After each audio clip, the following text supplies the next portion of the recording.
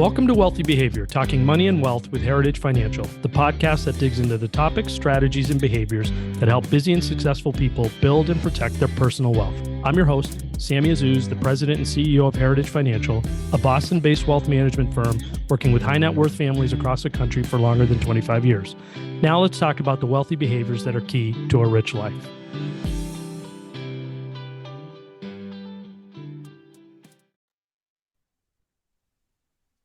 On this episode of the podcast, we have a very special guest, Christine Benz, Director of Personal Finance and Retirement Planning for Morningstar and Senior Columnist for Morningstar.com, who has a new bestseller out, How to Retire, 20 Lessons for a Happy, Successful, and Wealthy Retirement. Thank you for joining us, Christine. Sammy, thank you so much. It's my honor. Yeah, it's a pleasure to talk to you. It's a treat. You're somebody whose content I've been learning from for a long period of time. And I have to tell you, even though I talk to people about retirement planning a lot, I got so much out of this book and the dialogue and the way that you structured it, which I'd love you to kind of lead off on, because it is a unique structure, but it was like a retirement planning conversation with some of the top people who have been thinking about different aspects of it for so long. Yeah, the structure was sort of happenstance, I would say. I had been talking to Harriman House for some time. My friend Brian Portnoy had published with them, and of course, Morgan Housel published The Psychology of Money with them. And so I had wanted to do a book, but just could not find time in my schedule. So Craig Pierce, who is one of the lead editors at Harriman, said, well, how about if we do kind of an interview format? Would that be a lighter lift for you? And at the time I said, yeah, I think that sounds manageable, because I also felt like I had been making all of these contacts in the retirement planning space through my work, through my podcast. So in hindsight, I'm not sure it was easier to put a book together this way than writing a book from scratch. I often had moments where I was like, oh my gosh, I wish I were just kind of driving this project rather than waiting for the pieces to fall into place. But in hindsight, I love how it came together. I love the human voices that come out in the book. I remember being daunted when Wade Pfau's retirement planning guidebook hit my desk a couple of years ago. You know, it's sort of the seminal guidebook, I think, for financial planner types in terms of how to do retirement. And I was sort of like having a what am I even doing moment, you know, where I was sort of like, this is the book. Like, why does anyone need anything else? But I actually, when I go through the book, I'm so proud, because I do think it's a nice complement to Wade's book in that it brings some of these concepts to life with real human beings. And I also like the humility of, the project, like that it's not me saying that I have all the answers about how to do retirement planning. I don't think anyone does, but there are these deep wells of knowledge all over the place. And, you know, I was thinking about that Fred Rogers quote, the look for the helpers. And Yep. when I thought about who I wanted to have in this book, that's sort of what I used to inform my choices. Like, who is truly being helpful in this dialogue about how to do retirement planning? Who are sort of the well-meaning actors? And of course, there are many more that were included in this book, but Sure. that was sort of the informing a principle when I put together who would be interviewed and what we'd talk about. Yeah, and I love the fact that they sometimes disagree, not actively with each other because they're in separate chapters, but they have different perspectives on some of the bigger retirement planning topics. One of which I wanted to lead off with, which is the 4% rule kind of permeates a lot of the chapters. Yeah. So regardless of whether people believe in it or not, or view it as a good guideline or not, and full disclosure, I have found it a useful way to communicate to people well in advance of retirement. Hey, Right. you want a rule of thumb that should work for you. But why do you think that 4% rule was kind of so prevalent in the conversations with some of the people that you interviewed for this? Well, I do think it's a good baseline, you know, as you probably use it with your clients. It's a good baseline / starting point in thinking about how much you can safely spend from your portfolio. But I do think that most of us would agree that it's just kind of a jumping off point, that there are a lot of things that make it a little bit of a straw man in terms of retirement decumulation. One, which we covered with David Blanchett in the book, which is this idea that retirees do not spend in a straight line, which the 4% guideline, that's sort of the underpinning Yeah. principle that you're going to just sort of take fixed real withdrawals from your portfolio year after year. I can't David, tell you, Christine, sorry, I can't tell you a single client who says to me, it's January, can you increase my monthly by 3%? Because that's what the 4% rule tells yeah, me I could do. right, Yeah, right. Yeah, so people adhere to it, but in reality, what we tend to see is this pattern where the early, and I'm sure you see this with your clients too, Sammy, the early years of retirement are the higher spending years for a lot of reasons, but mainly it's because that's when people generally are in good physical health in their retirements.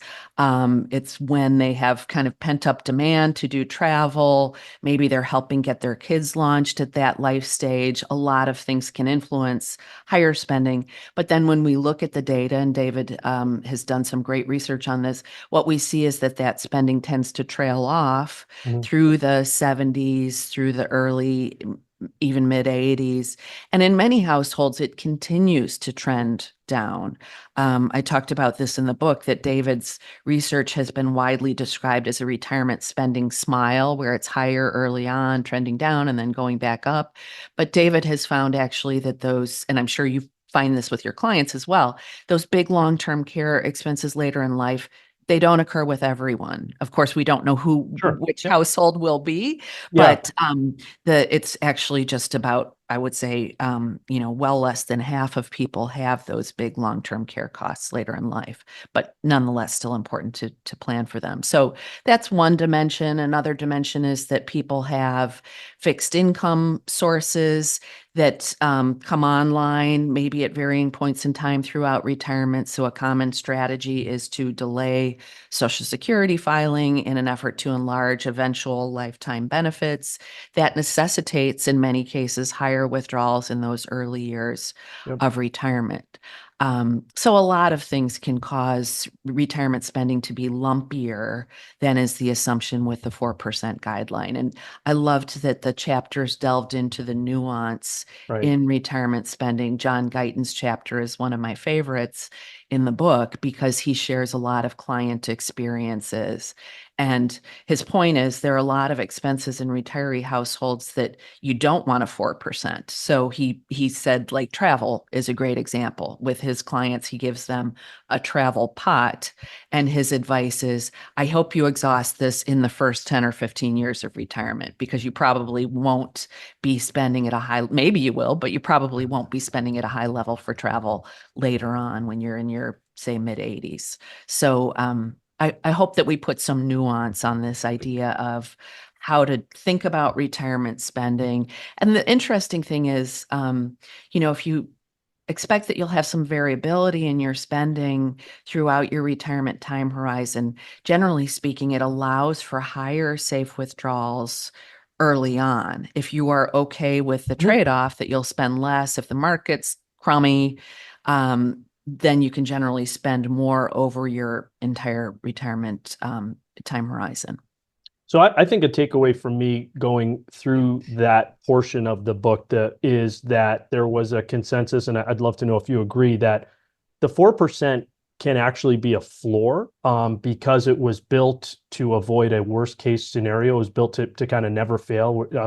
William Bengen was looking for a rule that would never not work for his clients. And if you wanted to assume some flexible strategies, if you wanted to assume, a little less probability, if you wanted to manage it throughout retirement, you probably could spend a little bit more. Well, exactly. John Guyton put it so well in the book where he said, the 4% guideline is equivalent to you setting out on a road trip. And I tell you, you have to go to the same speed the entire trip. And of course, you'd set your speed really low. You'd be like, well, I don't know what the roads will be like. But his point is that we have modern cars that have windshield wipers and they have brakes that we can tap on if we hit bad roads, bad weather, whatever the case might be. Retirees have that same superpower with their retirement spending in that they can adjust downward. If it turns out that that initial spending was too high, they have the ability to adjust downward. So you have some valuable flexibility. I completely appreciate Bengen's contribution here because it was really the starting point Right. for all of this. But in reality, I think research from our team at Morningstar and many other people who have had a go at how do you craft a retirement spending plan have come to the conclusion that if you can be variable, that it helps you avoid spending for that worst case scenario. And the interesting thing is if you look at the kind of straight line spending where someone's just taking fixed real withdrawals from their portfolio, oftentimes it does lead to significant underspending Mhm. over their Yes. retirement life cycle. So you see these big leftover average balances at the end. And that may be what some retirees want. Mhm. But I'm part of a family with no children. So that's not really That's not what you want. it's not, no, I would like there to be leftovers for Yeah. charity and for my loved ones, but our goal is to maximize our consumption during our lifetimes and to have some huge leftover pot that we might give to our nieces and nephews when they're 60 Yeah. doesn't feel great to me. So it's very personal. Yeah, absolutely. And one thing pivoting a little bit is, I would say early on in the book, there's a lot of coverage to what you and I probably would agree is like the softer side of Yeah. retirement planning. Was that a conscious choice? Do you feel like people struggle as much with that as the financial aspects of it, and that's why it got so much attention early on? I do. Okay. And as I've delved into this space, that has been a real eye-opener for me, the importance of all of these non-financial factors, that you have people who can go into retirement with all of the financial aspects completely lined up perfectly, but they haven't given as much thought to what their vision is for their retirement. I think a common trap is that people, especially because if they've been working hard and they've had successful careers, they're tired. They Mm. feel a need to relax. They want to relax. But I loved Michael Finke's discussion of how balance is so important. And I think many of us have experienced this throughout our working lives. If we've had periods where we've been working super hard and we're able to take that break, how amazing is that break? And his advice is that throughout retirement, it's really valuable for people to have that sense of purpose, that they're doing stuff, they're accomplishing stuff that they can in turn relax from. I think Michael made a comment to me offline. He was like, "What if I told you your new job was to chase a ball around a green park with a stick every day, and that you had to do that rain or shine?"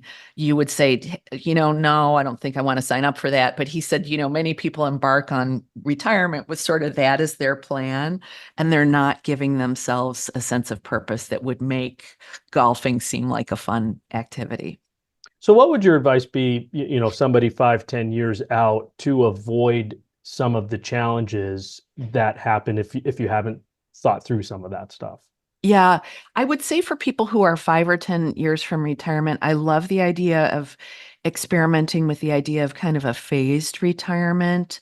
So if you're in a good position with your employer, if you like at least some aspects of your day job, can you see which parts of that job you can pull forward potentially into the future? Keep doing those things, perhaps shed some responsibilities that you don't love as much. To me, that seems like a really valuable starting exercise. And for some people, the answer might be, I don't like any of this. I want to start fresh. I Yeah. have other interests that I have not had time to pursue, and that's totally fine. But just to take a step back and think about some of those things that perhaps you like from your job.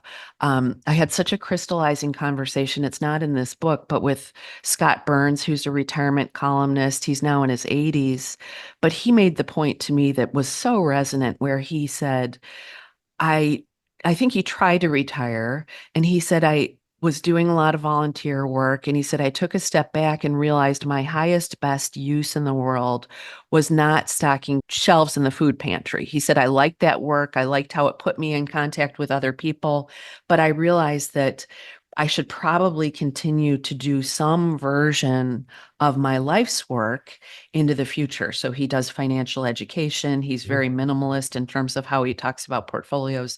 So for me, that was just such an influential point that, yeah, there are some aspects of my work that I really love. And it would probably be the same thing if I were to bow out and just, be on boards or whatever.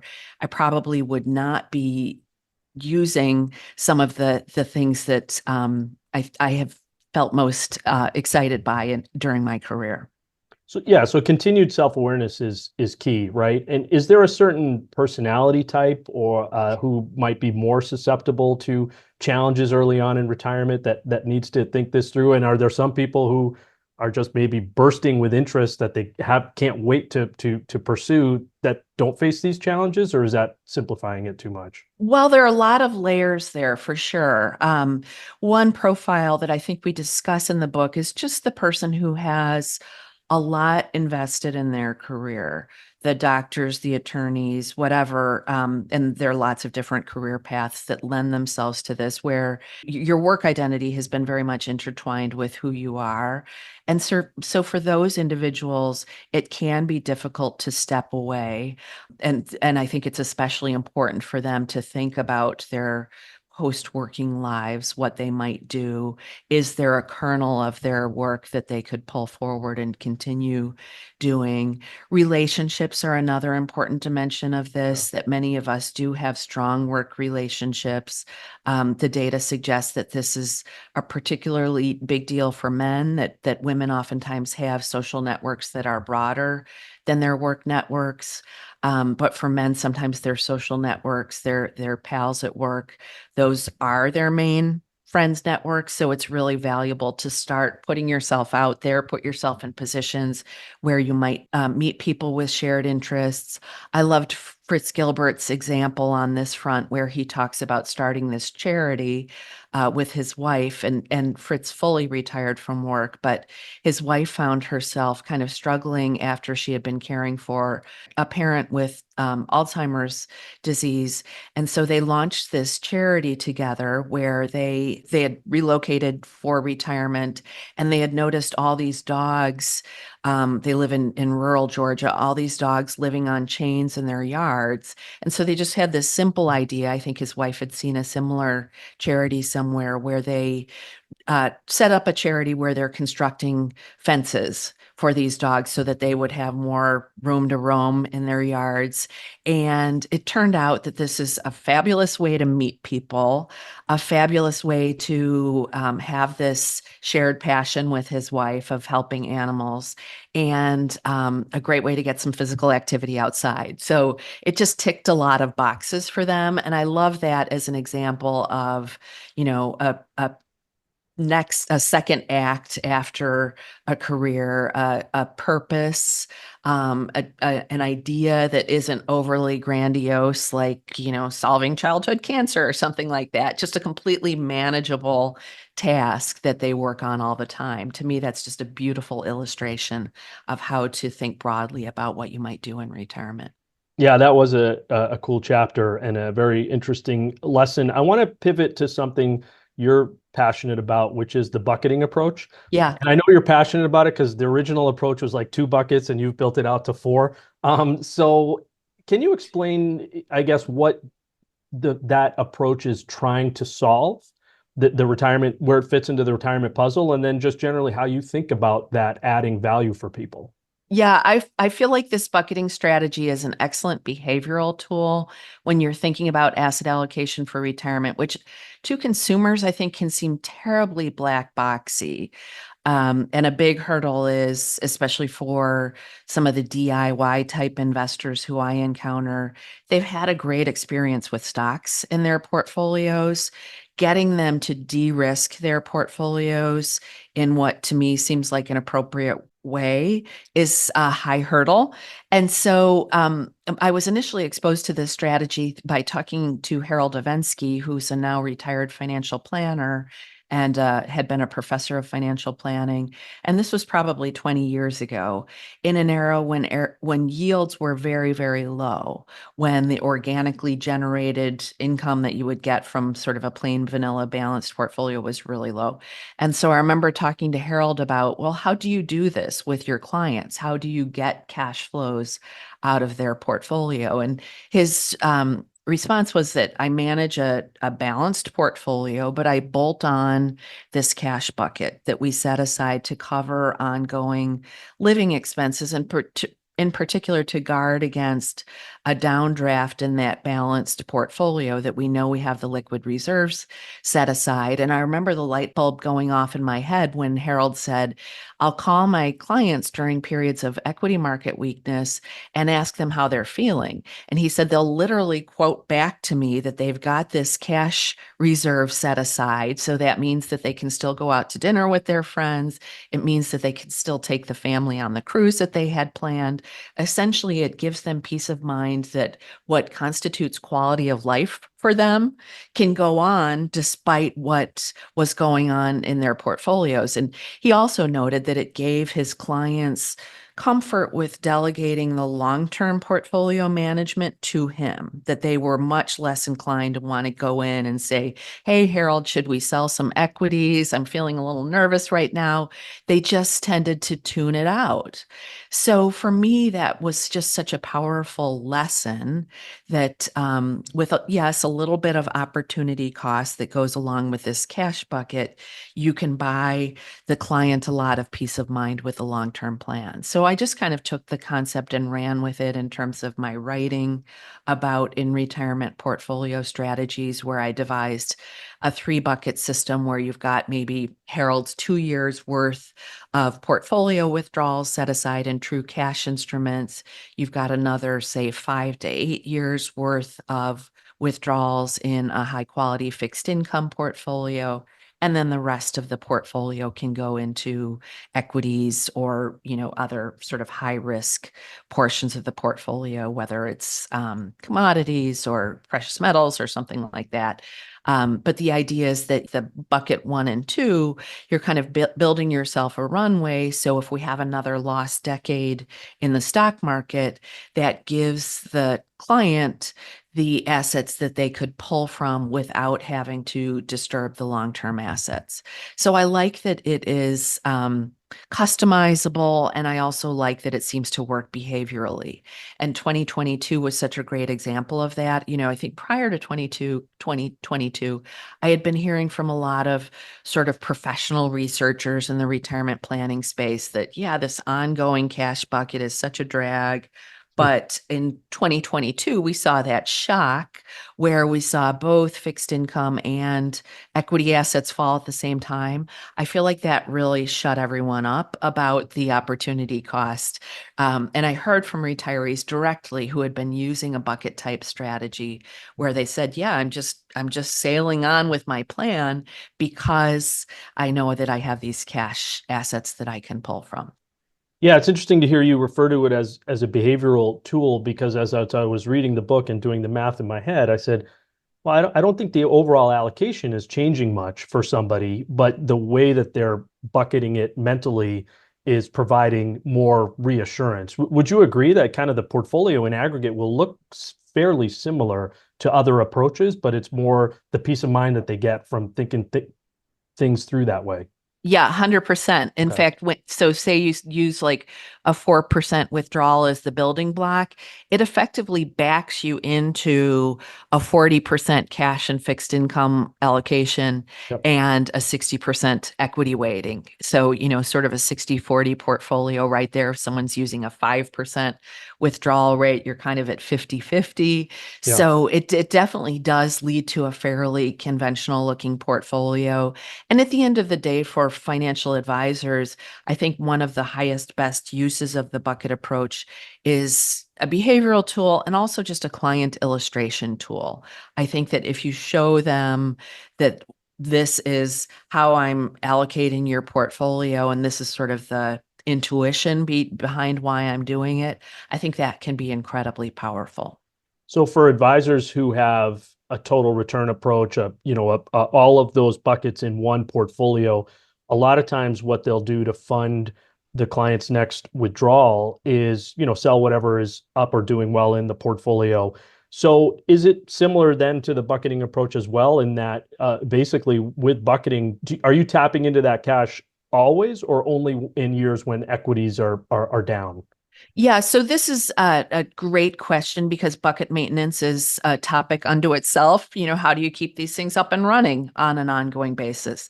And I like exactly the strategy that you mentioned where you're being a little bit flexible and you're taking a step back each year and being smart about, well, how do I improve the risk return profile of this portfolio and also get my cash flows from it? And Yeah. the right answer to that is going to depend on the market environment. So in 2022, pull from cash, leave the liquid assets alone. In fact, you might even want to reinvest your income distributions back into the portfolio in that year because you're buying securities when they're down with those reinvested income distributions. In 2023, the answer would be probably sell appreciated US equity holdings, right? That portion of your portfolio has probably gotten larger, even if you haven't been actively adding to it. That's your great source of cash flows.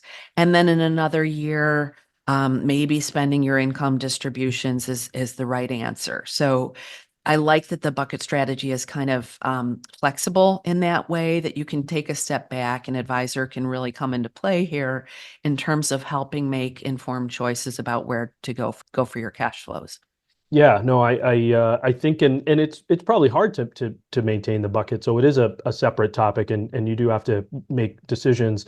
But you laid out some great examples in 22 and 23 of, where to go and how to think about that. So I appreciate that. One thing in the book that I wanted to get a little bit more clarity on relates to Social Security and this idea that the claiming strategy is one of the bigger financial decisions you'll make. And I think in my experience, and I wanted to probe this a little further, Social Security is extremely important to somebody's retirement strategy. But I found if you look at different claiming strategies and you attribute some kind of conservative return to withdrawing earlier, and then you look at the aggregate lifetime benefit and maybe discount it back to a present value, that there's not huge differences in one claiming strategy versus the other. Kind of they're built actuarially that way. So, and then you kind of connect it to this idea that sometimes people underspend in retirement to begin with.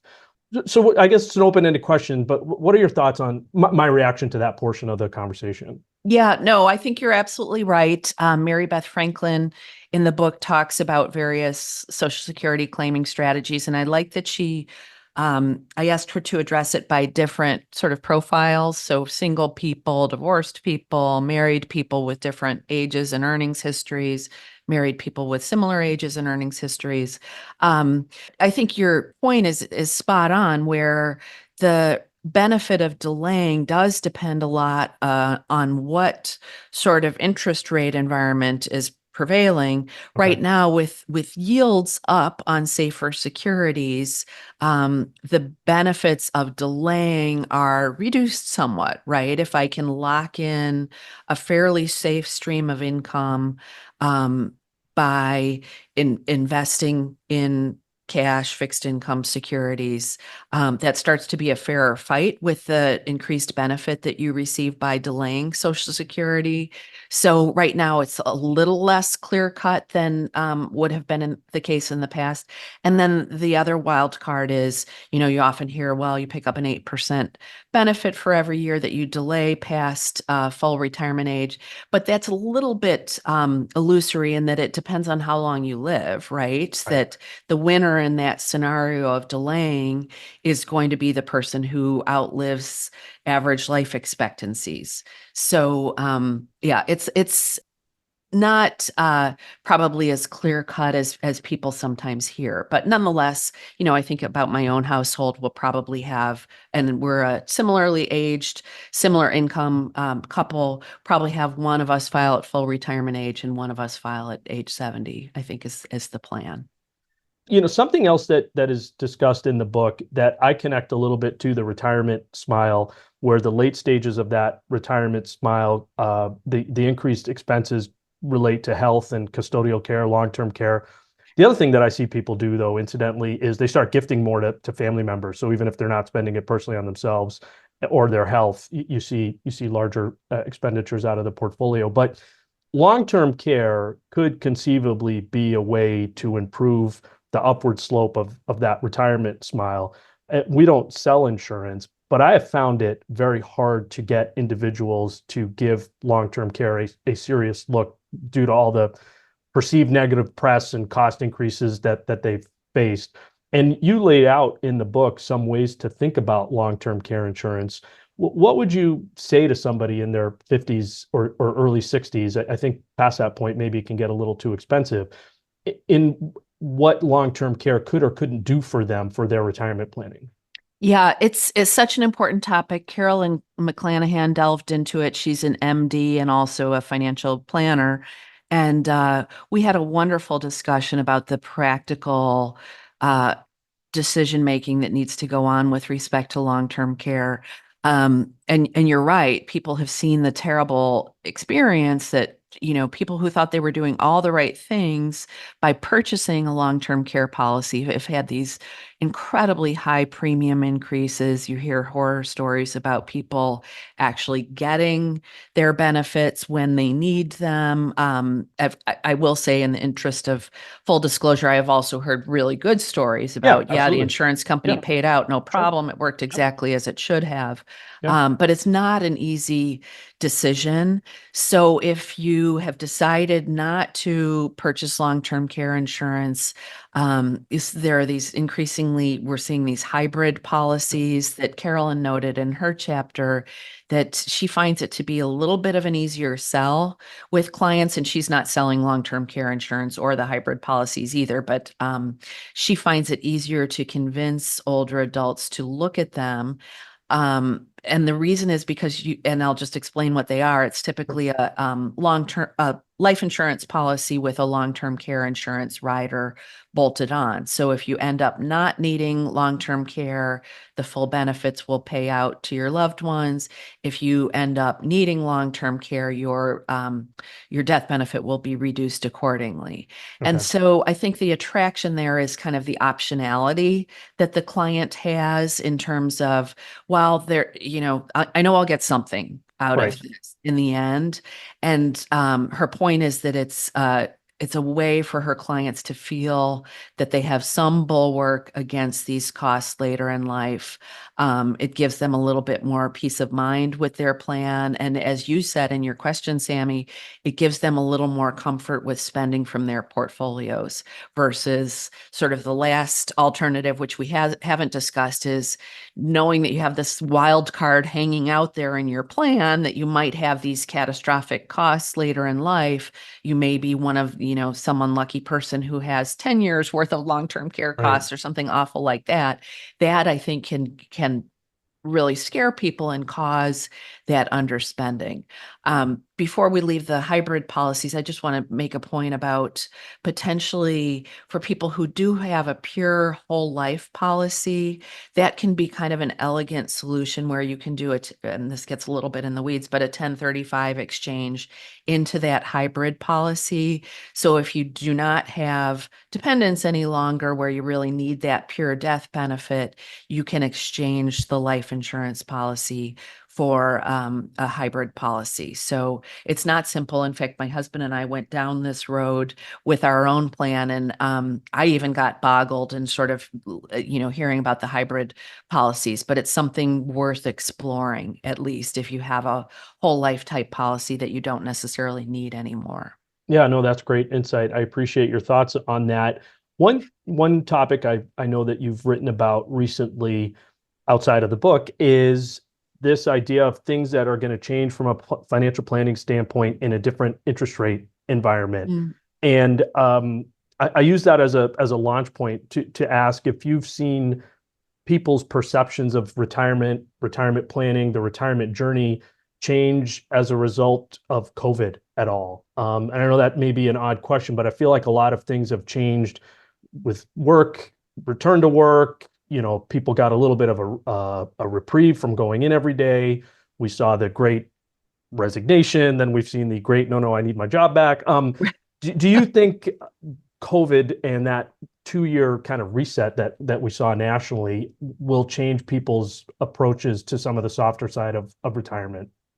Probably so. It's such a great question. I had a discussion. We put together kind of a companion podcast for how to retire, and I had a discussion with Carrie Hannon, who has been working on the topic of work for older adults for a long time. That's been a passion of hers, and we talked about older workers. She thinks that actually this period has been quite beneficial for them, especially the shift to remote work.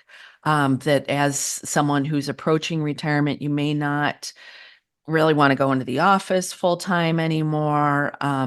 You may wish to relocate to some warmer part of the country, whatever the case might be. That trends that we've seen in the workplace, and of course, we've seen a little bit of a boomerang where a lot of workplaces are calling people back in. But she thinks that it's been super valuable for older workers that they have a little bit more ability. And of course, it depends on this type of work and the specific workplace, but she feels that it has given many workers more flexibility to write their own tickets in terms of what working longer might mean for them. So I love that piece of it. And I think that older adults who do like at least some aspects of their work ought to explore the potential to think about doing some aspects of that work longer if they can, for financial and non-financial reasons. Yeah, which we touched on earlier in the podcast when and I asked you the advice of people who are 5 to 10 years out. So almost like your work, not just what you do, but the conditions in which you do them. We now have more options or more discussion points. I really have enjoyed this conversation. I thank you so much for your generosity. Again, or somebody I've learned from for a long time, and continue to link and share your content. Is there anything else about retirement planning that you would want people to know that you put into this book that we didn't get a chance to address? Well, relationships we touched on, but Yeah. I love the chapter with Laura Karstensen where she talks about relationships as a component of satisfaction and happiness, which of course we all know, but there have been so many studies that have looked at the connection between relationships and happiness and success in retirement and life. And so I would urge people to look at that. And there were a couple of valuable takeaways for me from that. One is that our social networks winnow down a little bit as we age, but a lot of that is self-selected, that we are selecting closer friends, the type of people where you get together with them and you're literally like, not literally, you're walking on air though, as you leave that conversation. And so she talks about that, and she talks about diversifying our friendship networks. In fact, I think she made the point that some of these communities where older adults mainly are living together, there's a lot to be said for them, but it's also super valuable for us as we age to make sure that we're trying to find ways to put ourselves in contact with people of different age bands. And Yep. of course, having kids, that's a great entree to stay current on things that kids are doing. But whatever your family structure is, just if you can put yourself in a situation to meet people of varying ages, that really redounds to the benefit of your social network and in turn your happiness. So I love that chapter, and I love that in several places throughout this book we talk about the importance of managing our relationships and burnishing our relationships as we age. Yeah, that was very helpful information and dialogue. So we've been talking to Christine Benz, author of How to Retire, 20 Lessons for a Happy, Successful, and Wealthy Retirement. I cannot recommend this book highly enough, both to people in the industry who listen to the podcast and to individuals who are looking to improve their own retirement planning outcomes. This is just a snippet of what you do regularly in terms of educating the financial advisor community and individual investors. where else can people find your work? Oh, thank you. So I work on a podcast called The Long View, which is a weekly 1 hour long podcast. It's also an interview format. I write regularly for Morningstar.com and do videos for Morningstar.com. And then I'm part of a small team at Morningstar dedicated to retirement planning and financial planning matters. So we put out research papers, including some annual research that relates to safe withdrawal rates. So we're busy at work on that research right now. All right. Thank you so much, Christine. Thank you so much, Sammy. It's been my pleasure. Thank you for listening to Wealthy Behavior. If you found the conversation useful, please leave a review wherever you listen to your podcasts and share this episode so those around you can live a rich life too. We appreciate your feedback and questions. Please email us at wealthybehavior@heritagefinancial.net. For more insights, subscribe to our weekly blog at heritagefinancial.net and follow us on Facebook, Twitter, and LinkedIn. Check out my personal finance blog at thebostonadvisor.com. Wealthy Behavior is produced by Kristen Kastner and Michelle Kakamis.